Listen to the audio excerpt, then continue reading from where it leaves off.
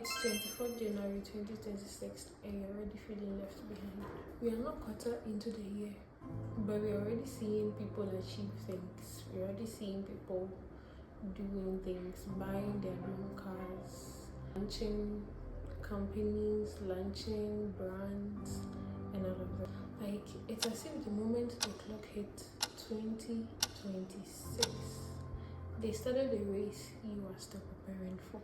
And the feeling of you being left behind hits extra hard when you figure out all the people that are achieving things might be of your age or even lesser. Or maybe you guys started on the same notes. You know what hits you the most? When they're already having your dream car, when they're already living in your dream house, when they're already working with your dream brand, when they're already achieving goals you have plans of achieving already. So since they become a motivation, you learn from them, you follow them on social media, you take some of their steps, and since you also want to become successful, you go hard and hard and hard, and as you get to a point where you compare yourself to what you've been doing and to theirs, and you get to know that there is either a slight change or there's no change at all, and it starts to drain you. Then jealousy kicks in, pressure from your own self haunts you. You begin to feel like a failure, and then finally you begin to feel left out. I'm sorry to be the one to break this to you, but if you already have such a mindset, trust me, you would feel like you're thinking. So in this video, I am going to share why and how they're going to change that mindset of yours, just like I changed mine.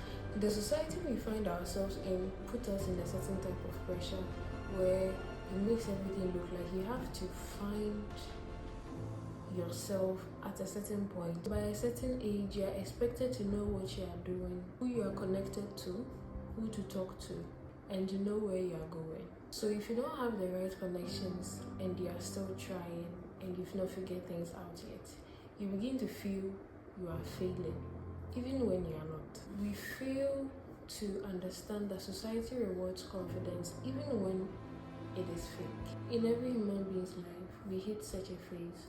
Talking about the billionaires, millionaires, it is actually more of a part of every human being's life. You hit a phase where you don't know what to do, you don't know the next step to take, and it's very okay. It could take days, it could take months, it could be even decades, and it is completely normal. So when we are talking about the pressure society puts on someone to be successful, let us ask ourselves, what does it mean to achieve or to have everything figured out?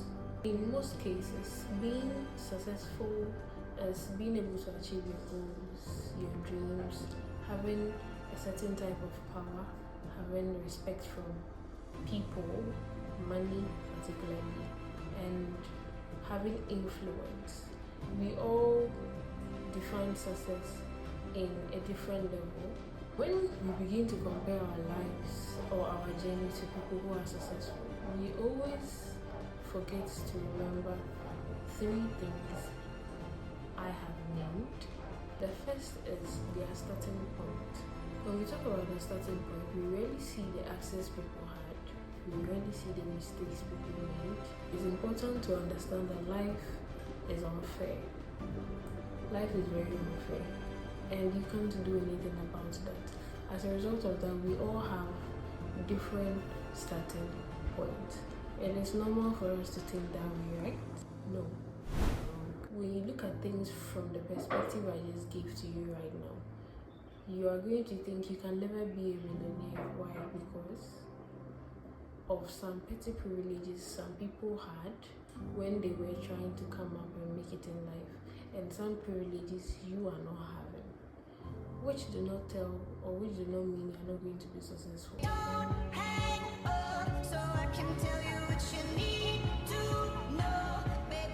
My whiskey neat, my coffee black, and my bed at 3. You're too sweet for me. You're too sweet for me. Life is always going to be unfair. When you look at the conditions and the situations of people around the world, some would have privileges more than the others. Hence, life is always going to be unfair. With this, how can we become successful in such an unfair world? I would love you to read a book called Unfair Advantages. Trust me, if you read it, it's going to change your perspective about a whole lot of things and you would understand this video very well. The book taught me that if you want to be successful in life, you have to find your unfair advantages as a part of road to success. Every human being has unfair advantage. In the Unfair Advantages book, they exploited the Miles framework. And this is how it is. This Miles framework can be good to you and can be bad. It's a double-edged sword. So it depends on what you know about it and your understanding. So if you don't want me to go into details about the book, I would be glad if you tell me in the comment section so I make a whole video about the book and then we go deep into it. The second thing out of the three things people overlook when they are comparing themselves to people that are successful already is the cost they paid. We always see the success and we feel like it is success overnight, and we tend to forfeit the pressure, the pain, the sacrifices people had to make to reach where they reached. Some sacrifice so much that you might never agree to. Even some sold their kidneys. The sacrifice can be friendship, it can be relationship, it can be money, it can be anything worth sacrificing for to be successful. Some people decided to go the extra mile just because they wanted to become successful, and that makes the difference with you and them. Let's take me for an example. I want to become a successful YouTuber. I want to hit 100k likes, 1000k likes and all of that. I want to. And with that, this is my third YouTube channel. Don't judge me. Don't judge me. Let me explain. When I created my first YouTube channel, that was in 2016 there, I wanted to, instead of showing myself, I was rather trying to write lyrics of songs to, become better, and I got to a point I wasn't getting the views, so I stopped. I deleted the account, and then I created my second YouTube account, which was a lifestyle account like this one. I post and it can be like a week, I'll get just 5 views.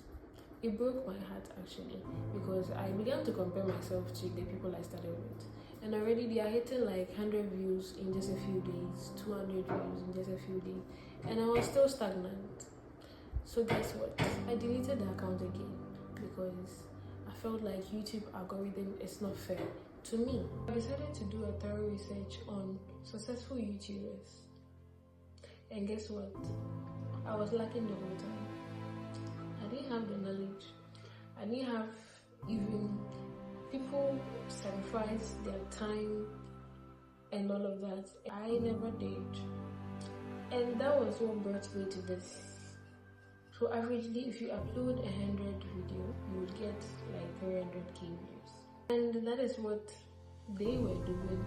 People uploaded videos to the extent that we reached even 200. Back in the days, what I learned was, instead of focusing on what I had to do, I was rather comparing myself. I didn't even do any research about how to become better when it comes to YouTube. I was just thinking about why mine is not going in DSS. Now I know what's right, and I am working on it. That is the whole point. People sacrificed so much to become successful on YouTube. The time they took to create hundreds of videos to post. Some even got to the point where they were posting every day. I was posting every 2 weeks. You see the difference. The effort they put and the sacrifices they made is not what I did. So the results would be different. This brings me to the third point, the clarity they had. When we look at people that are successful, we always assume they were disciplined and hardworking, but we tend to forget they rather had clarity. Yes, being hardworking and being disciplined matters, but clarity was one of the main things that took them to where they are right now. Apart from clarity being understanding what matters and focusing on it, it is also doing a fewer things consistently for a period of time. So let me just cut everything short. It is talking about having an understanding about what you want to do and being consistent with it, which is going to make me introduce another book to you, which is Atomic Habits. I know if you are someone who wants to make it in life and want to be successful, you've been searching for books to read, and I know you've definitely come across Atomic Habits. It's a book that teaches you a whole lot about how to become successful gradually. Yes, that's how I'm going to simplify it. I would love you to read that book too. In addition, it will tell you how important consistency is in your life, in your business, in whatever you are doing. If you are someone who hates reading and you want to save so much time, you can let me know in the comment section so that I make videos, just like I said earlier, about the Unfair Advantages book, so that maybe I can pick a chapter and then I would explain it to save you time. So you just have to watch the video and then you get a better understanding. And trust me, if you read the two books at the same time, Atomic Habits and Unfair Advantages, you are going to have a different mindset. You are not going to think you're a failure, because it will make you understand that everything is a step, and success is not overnight something. It is a process you have to go through. I will give you an example. When you pick a seed, there's a goal for it to become a tree and bear fruit. So I'm going to make two scenarios, and then I will try my best to explain the clarity and then consistency. Yes. So the first scenario, which is the clarity being explained. Before you plant your seed in the soil, you do research about the seed, the fertilizer it needs, the type of soil it's supposed to be in. Does it like sun? Does it like humid conditions? Does it want to be watered 24/7? You make sure you find enough information about the seed. You learn about it, how to grow such seed or such crop, and then you get a fine knowledge or a clear knowledge about it. That is a simple explanation for clarity. And when it comes to the consistency, it is putting the seed in the soil. That's the first step. When you put the seed in the soil, you don't go and come back the next day and see a tree with fruits. No. You have to water it, you have to prune it, you have to put fertilizer, you have to cut some of the stems. As it is growing, you have to maybe make a bed, whatever it is for the seed to survive. All these things you are doing do not make the seed a tree the next day, right? You still sometimes see it as it is, you just see little change. That does not mean the seed is not going to be a tree.